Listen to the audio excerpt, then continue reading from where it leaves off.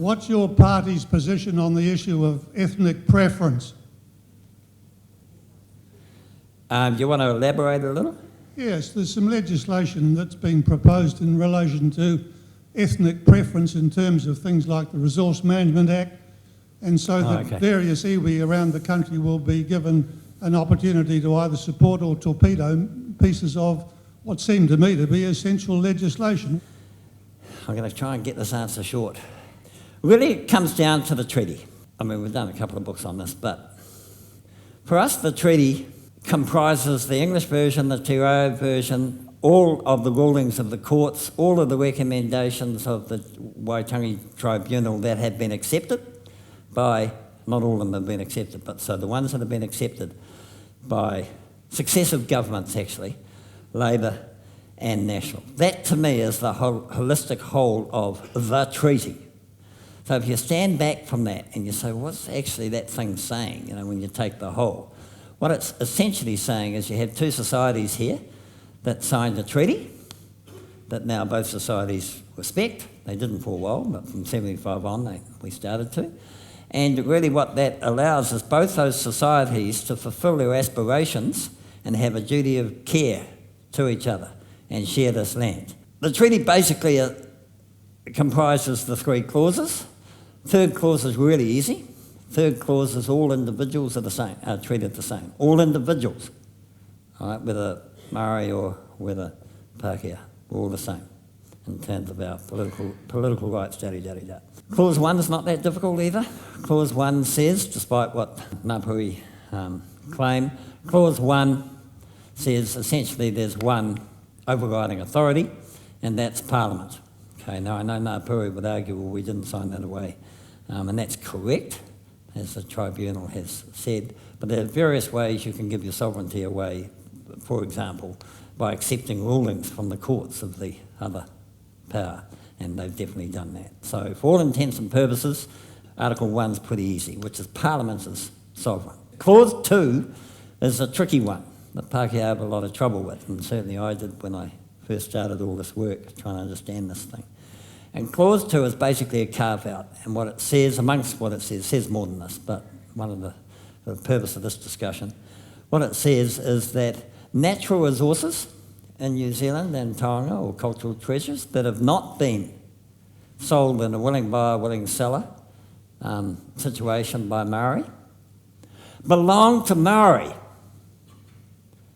not to the government, and not to Pakeha, belong to Māori. Now that's a bit of a choker, if you are coming at it uninformed.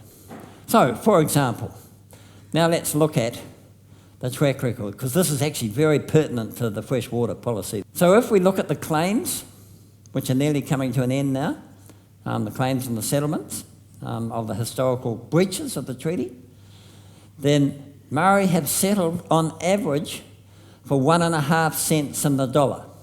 Treasury figures. I would suggest to you that's quite magnanimous on the part of Māori. Seems a good deal.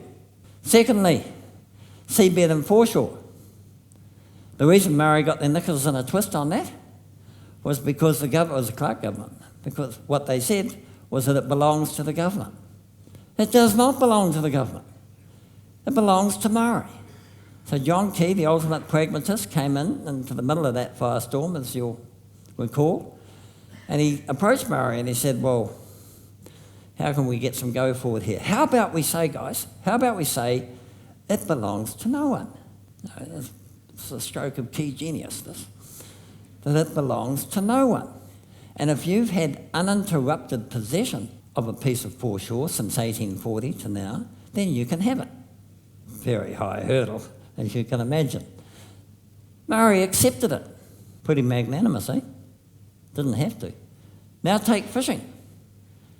The fish belonged to Māori. But we wanted to bring in the QMS, the quota management system. We wanted to control the natural resource because it was being depleted. I'm talking about the commercial one, not the recreational one. And so government negotiated with Māori and settled on 20%. Belongs to Māori. So it's nothing to do with ethnicity. It's to do with two societies coming together, agreeing under treaty to share the land. They could have been Pakeha, but from a different part of the globe. It's not an ethnic argument, it's an argument between two societies.